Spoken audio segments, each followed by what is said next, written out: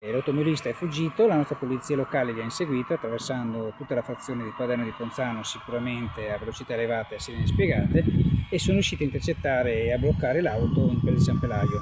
È la cronaca di una fuga rocambolesca, quella che arriva da Ponzano, dove un automobilista 35enne residente in zona è fuggito all'alto intimatoli dagli agenti della polizia locale a pochi passi dalla chiesa di Paderno. Poco prima il Targa System aveva rilevato delle anomalie, poi confermate, su tutte il fatto che il mezzo non fosse coperto da assicurazione. Bloccato a San Pelaio, per l'uomo è scattato un rosario di contestazioni e pure il sequestro dell'auto, una Ford Fiesta. Scene che non sono passate inosservate. Poco dopo le 6 del pomeriggio via social qualcuno ha criticato l'operato degli agenti, giudicato di una pericolosità inaudita, creando un ampio dibattito, ma il sindaco non ha dubbi da che parte stare.